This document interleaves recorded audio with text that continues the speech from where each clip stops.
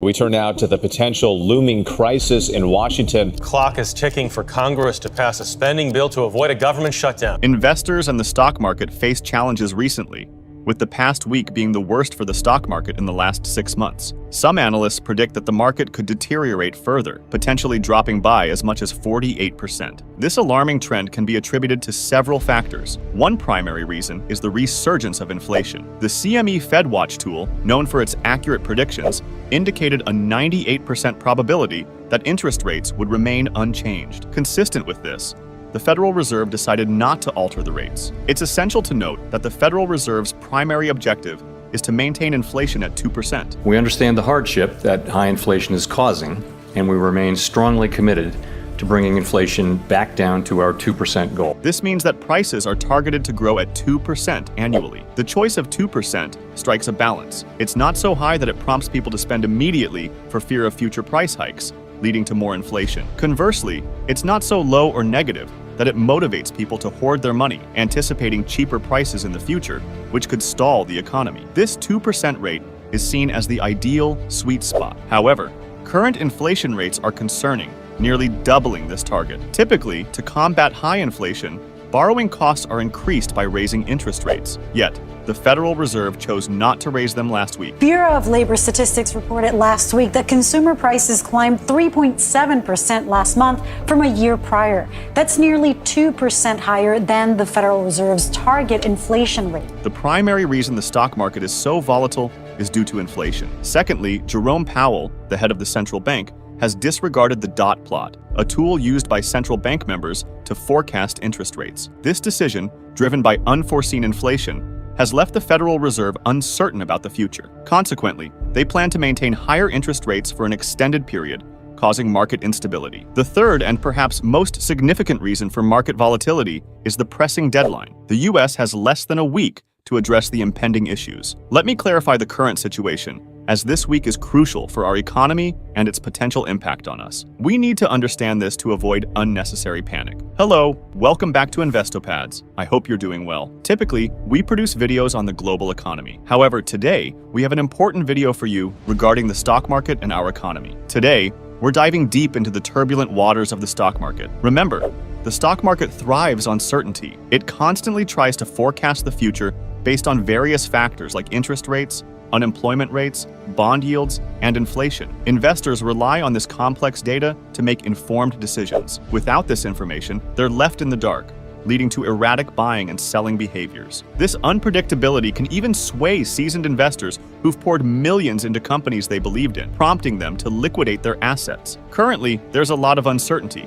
For instance, Jerome Powell, the head of the main central bank, was recently questioned about the potential consequences if the government shuts down on October 1st. I don't know. It's hard for me to say in advance how that would affect that meeting. It would depend on all kinds of factors that I don't know about now, but it's certainly a reality that's a possibility. He essentially said, "I'm unsure about the government's fate if it shuts down." However, here's what we understand about shutdown consequences. A government shutdown occurs when Congress doesn't approve a continuing resolution, which temporarily funds the government. This resolution keeps the government running while larger issues are negotiated. Often, such impasses arise when political parties have differing demands, like a proposed $120 billion budget cut in this instance. If an agreement isn't reached, the government closes its door. The last time this happened, 800,000 employees went without pay. We have only this week to resolve the situation. If we manage to resolve the issue, the government will remain operational, and everything will seem fine on the surface. Even in the event of a shutdown, essential sectors like the stock market,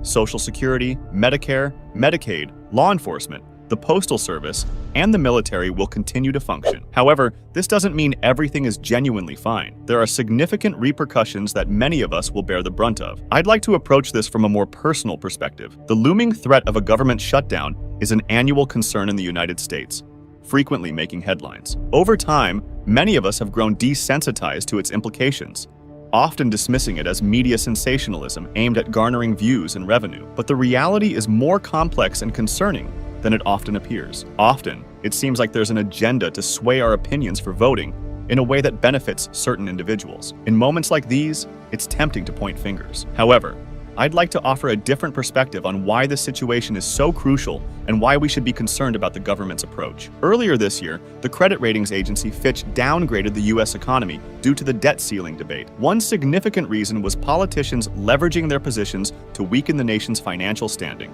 leading to eroded governance. This situation underscores a larger issue. When a country is so embroiled in internal disputes that it jeopardizes its own economy, it affects not only its citizens, but also the global economy, given the U.S.'s significant role in it. Such downgrades aren't just a mark on the U.S.'s financial report card, they have broader implications. If a nation consistently undermines its economy and faces downgrades, it hampers its borrowing capacity. This, in turn, impacts ordinary citizens, as it affects our ability to secure loans at favorable interest rates. It's unjust for an entire nation to bear the consequences of a few individuals in Congress being unable to reach a consensus. And this is just one of the many repercussions we face. We know it's worth about 0.2 of a point off of growth per week, so you can measure the weeks and you kind of know what you get. Each week, the U.S. government remains shut down. The GDP suffers. Economists rely on the GDP to gauge the country's growth rate and to determine if we're heading into a recession. With every week of a shutdown, the GDP drops by 0.2%. In 5 weeks,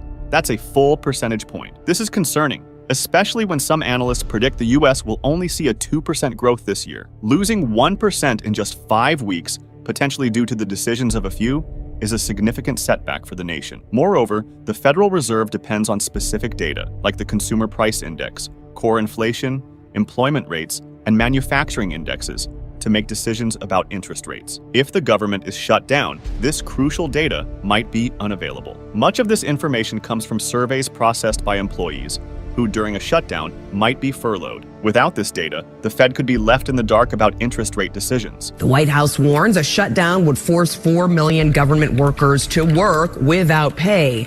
According to Minnesota U.S. Representative Angie Craig, U.S. Congress members are not among the employees who would be furloughed without pay. The most frustrating aspect is that those responsible for these financial burdens on us continue to receive their pay, even if they're not fulfilling their duties. If you've been following this video without any outbursts of frustration, you might be wondering why we're still discussing the budget. Didn't we resolve the debt ceiling issue earlier this year? Indeed, we did. However, the ongoing debate is about how the U.S. should allocate its spending, even though an agreement was technically reached earlier. I thought that, tell me I'm crazy here, but I thought when they hit the debt ceiling agreement that the spending disputes were settled.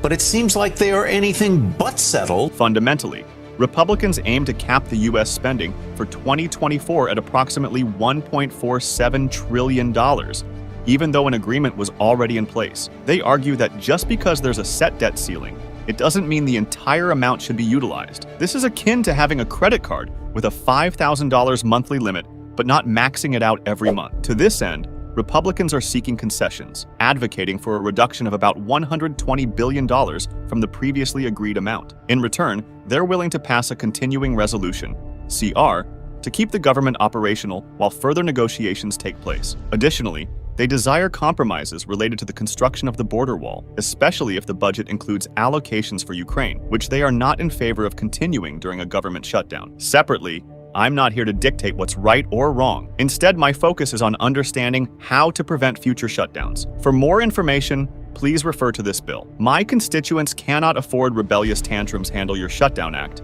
also known as the McCarthy Act. This bill suggests that if a shutdown occurs, Congress members shouldn't receive their salaries during the hiatus. It's a principle of fairness. If we don't work, we don't earn, and politicians should be held to the same standard. Regardless of political affiliations, this is a sentiment many can support. If market fluctuations are observed in the upcoming week, the reasons highlighted in this video might be the cause. Please share any feedback or points I might have overlooked. I encourage you to stay focused on your investment goals. Wishing you a great day ahead. And that's it for this video. Let us know your thoughts in the comments down below. Thanks for watching till the end. Before you go, make sure to like and subscribe, and click the notification bell to trigger YouTube's algorithm and see more of our videos on your homepage. Thanks for watching, and see you next time for more interesting videos like this.